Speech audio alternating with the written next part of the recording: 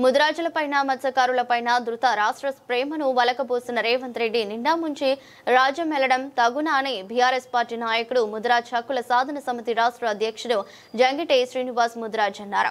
సిద్దిపేట పట్టణంలోని MLA camp కార్యాలయంలో ఏర్పాటు చేసిన మీడియా సమావేశంలో పలువురు నాయకులతో కలిసి ఆయన మాట్లాడారు. ఎన్నికల సమయంలో కేసీఆర్ ప్రభుత్వం మీద నిందలు మోపిన రేవంత్ రెడ్డి ఈనాడు ముదిరాజ్ మత్స్యకారులకు ఉచిత చేప పిల్లలు ఇవ్వకుండా ఎగనామం పెడుతున్నాడని మండిపడ్డారు. తెలంగాణ రాష్ట్రంలో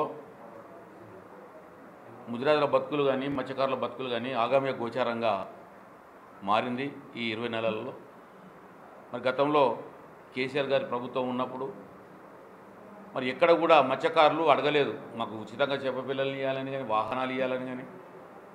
ఆయనే స్వయంగా దీనిపైన ఆలోచన చేసి మత్స్యకారులకు ఉచితంగా చేప పిల్లలు ఇచ్చినట్లయితే ఆర్థికంగా వాళ్ళకు ఎదుగుదల కోసం ఇది దోహదపడుతుందనే ఉద్దేశంతో 100% సబ్సిడీ కింద చేప పిల్లల్ని సకాలంలో అంటే జూన్ జూలైలోనే పూర్తి చేసేది.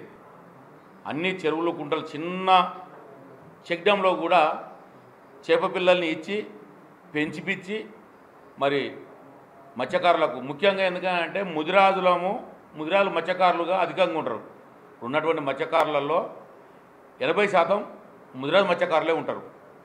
దానివల్ల ఏమైంది అంటే సంపద పెరిగి మరి కుటుంబము అంతకుముందు గడిచే పరిస్థితి కాదు. ఈ చేపలు వచ్చిన తర్వాత మరి చేపలు పట్టుకుంటూ జీవనోపాధి పొందిరు. డ్యాంలలో మాత్రమే జీవనోపాధి ఉన్నది. చెల్లు కుంటలలో కూడా జీవనోపాధి వచ్చే విధంగా మరి కేసీఆర్ గారు చేస్తే మరి ఈనాడు గద్దెనెక్కినటువంటి రేవంత్ రెడ్డి ముఖ్యమంత్రి అయిన తర్వాత మా బతుకుల్ని ఎంత ఘోరంగా చేసినాయంటే గత సంవత్సరంలో చేప పిల్లల్ని ఎక్కడ కూడా ఇయ్యలేదు. మన సిద్దిపేట జిల్లాకు వస్తే శనిగరం చెల్లులో ఒక 5 to 10% పోసిండు. రంగనాయక సాగర్లో 5 to 10% పోసిర్రు.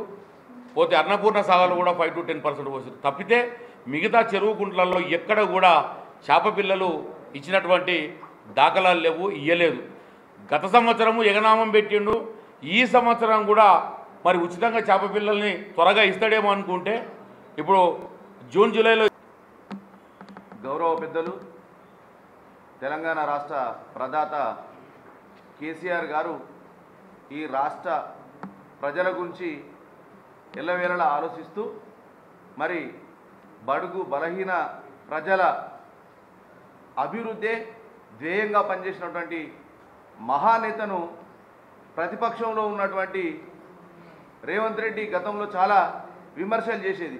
ఏంటంటే గొర్రెల వాళ్ళకు గొర్రెలిస్తే అభివృద్ధా, తెనుగోళ్లకు చేపలిస్తే అభివృద్ధా అని ప్రశ్నించేవాడు.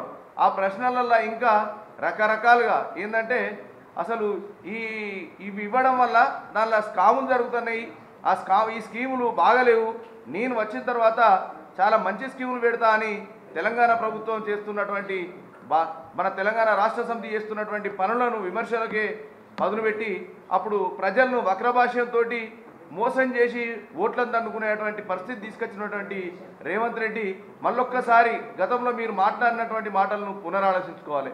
ఎందుకంటే గౌరవ పెద్దలు ఒక్క ముదిరాజులు యాదవ్స్ అనే కాదు, మరి మిషన్ కాకతీయ ద్వారా ఈ తెలంగాణ ప్రాంతంలో ఉన్నటువంటి గొలుసుకట్టు చెరువులన్నీ పూటికలు తీయించి మరి రైతాంగానికైతేంది పశువులకైతేనేమి ఈ యొక్క ప్రకృతి మరి ధర్మాన్ని పాటించి మరి ముదిరాజులు కూడా జీవనోపాధిని వెళ్ళదీసుకోవడానికి చేపలను ఉచితంగా పంపిణీ చేసినట్టయితే మరి బలహీనంగా ఉన్నటువంటి బహుజనులలో బలహీనంగా ఉండి ఆర్థికంగా వెనుకబడ్డటువంటి ముదిరాజులు దీంతో కొంచెం అభివృద్ధి జరిగి వారి యొక్క కుటుంబాలను సాక్కునేటువంటి పరిస్థితి ఉంటుందనే ఉద్దేశంతో సదుద్దేశంతో చేపలను మరి చేప పిల్లలను ప్రతి చెరువులో అయిపోగానే టెండర్లను ఆహ్వానించి మరి జూన్ జూలైలో ప్రతి చెరువులో కుంటలో